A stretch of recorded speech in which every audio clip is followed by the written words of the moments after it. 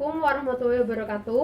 Perkenalkan, nama saya Lucy Ramawati dari Prodi Sejarah Peradaban Islam kelas C, Fakultas Usuluddin Adab dan Humaniora, IAIN Salatiga.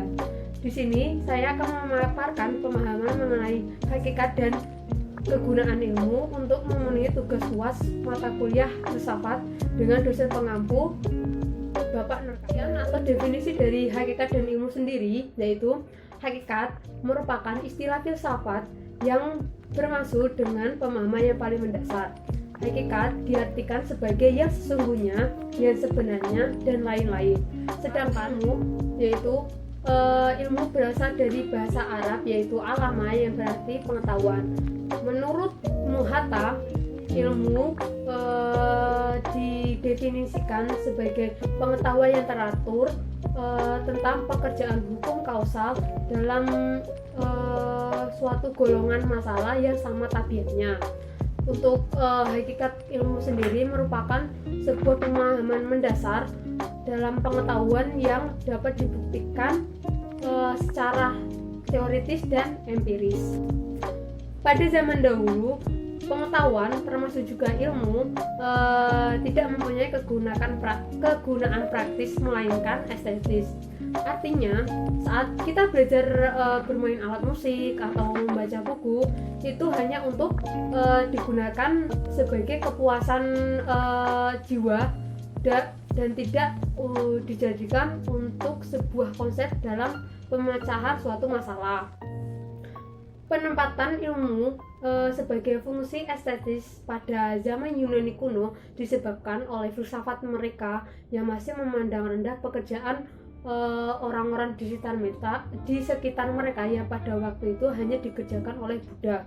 Nah, persepsi inilah yang menyebabkan filsafat zaman dulu sangat rendah dan belum berkembang secara pesat seperti saat ini. Contohnya saja seperti sajak dan nyanyian. Nah, mereka berdua memiliki nilai fungsional yang sama bagi kehidupan kita, namun terdapat fungsi-fungsi yang berbeda antara ungkapan seni dengan keilmuan. Seperti contohnya hukum Boyle dengan lagu Edith yang sama-sama membahas tentang urbanisasi. Untuk mengatasi urbanisasi, ya kita harus melakukan tindakan-tindakan konkret, bukan dengan membentuk seperti grup vokal ataupun grup-grup lainnya, namun dengan melakukan serangkaian tindakan yang konsepsional berdasarkan dengan keilmuan yang terandalkan. Ilmu hadir karena pengaruh eksistensi dari manusia, di mana mereka merupakan makhluk berpikir yang mampu melakukan semua pertimbangan tentang apa yang mereka butuhkan, tentang apa yang mereka inginkan untuk dihubungkan kepada dunia. Menurut Raffles sendiri, kegiatan keilmuan oleh seorang aktivis keilmuan tidak bertugas sekedar mendeskripsikan tentang apa yang telah ditemukan, namun dirinya mencoba untuk menghasilkan suatu gambaran atas kerja dunia agar mampu dipahami oleh masyarakat menggunakan kerangka teori yang mudah dipahami. Ilmu juga kerap dikatakan dengan sifatnya yang antroposentris, di mana mereka menempatkan kebenaran pada penalaran dan pengalaman dari manusia itu sendiri, di mana mereka melakukan suatu pekerjaan, melakukan perjalanan yang panjang, dan mereka akan menemukan sebuah kebenaran atas apa yang telah mereka lakukan di dalam pekerjaannya yang telah mereka lakukan itu sendiri. Saat ini, hakikat dan kegunaan ilmu sudah dapat diaplikasikan oleh manusia dengan perkembangan teknologi dan pengaruh modernisasi yang sudah berkembang sangat besar.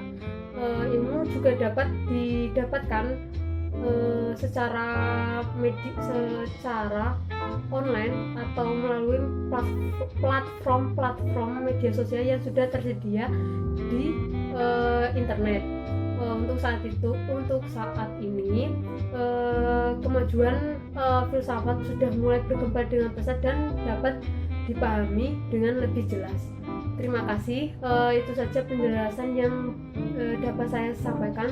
Jika ada kekeliruan atau penyampaian saya yang kurang, saya mohon maaf sebesar-besarnya karena di sini saya masih belajar. Terima kasih atas perhatiannya. Wassalamualaikum warahmatullahi wabarakatuh.